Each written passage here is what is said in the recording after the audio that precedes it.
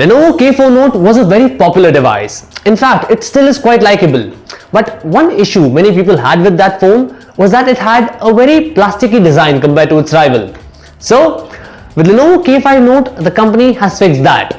But what else have they fixed? What are the new upgrades? If you do not already know me or you're new here, my name is Sid and I've been using the Lenovo K5 Note for a full day now, and here is my experience with it so far. Before we begin, here's a look at the spec sheet so that we know what we're dealing with here. It has the same screen size, RAM and primary camera configuration as the K4 Note, but the processor, front camera and battery have been updated. Also, there is a 4GB variant available for a few bucks extra. So like any successor should be, Lenovo K5 Note also has a bunch of its own upgrades to offer. But the most noticeable one of them all comes in the form of designing. Even a child would be able to tell you that Lenovo K5 Note looks a lot more premium than the Lenovo K4 Note. And the prime reason for that is the employment of metals all around the device, particularly on the back and the sides. It gives it a lot premium look. And the front face is glassy, which reminds me of OnePlus X and OnePlus 3 in the feel of it. But one more change that has been there is that the design is now thinner compared to the predecessor, and the shape has been changed, which makes the phone a lot more ergonomic. It feels good to hold. But not all the changes are welcomed. Firstly, they had to do away with the dual front-facing speaker in their new design, and you only get one speaker grill that is at the back of this device, which is loud enough. However, the sound gets louder when the device is lifted.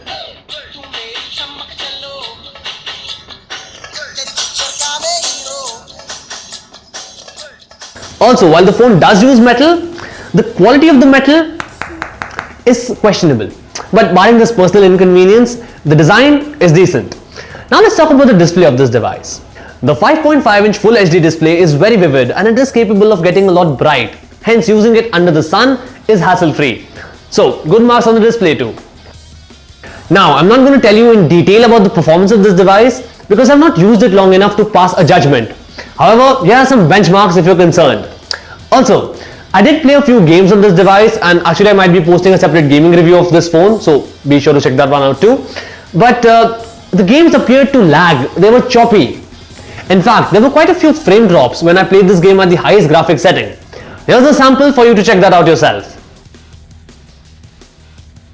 Plus, they were a bit slow to open. But the performance of the fingerprint scanner was good. In fact, I like the fact that you can use the fingerprint scanner as a button using tap and hold gestures. Coming now to the software, you get Android Marshmallow based on Lenovo's VIBE UI. The good thing about VIBE UI is that if you don't like the Chinese app drawer-less interface, you can switch to a stock UI.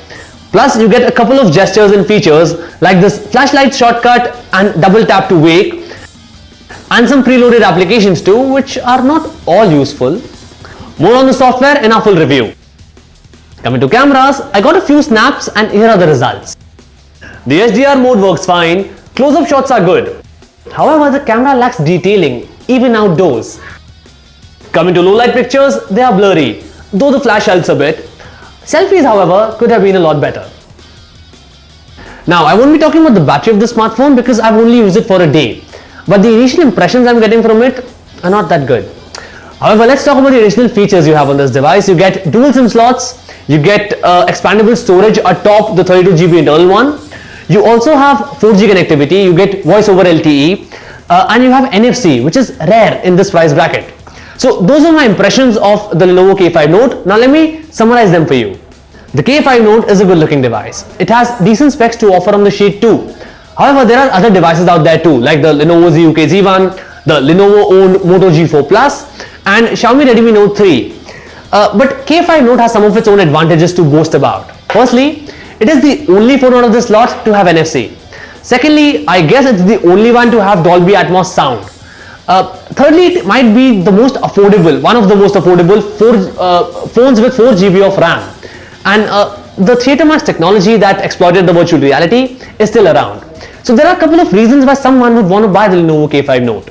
Now, whether you should be buying it or not, I'll be only able to answer that after my full review, so wait for that. But I believe that this video would help you know the device a bit better. That's a wrap on this one. Do not forget to subscribe to our channel. Do not forget to like my videos. Do not forget to share them. My name is Sid. Ciao.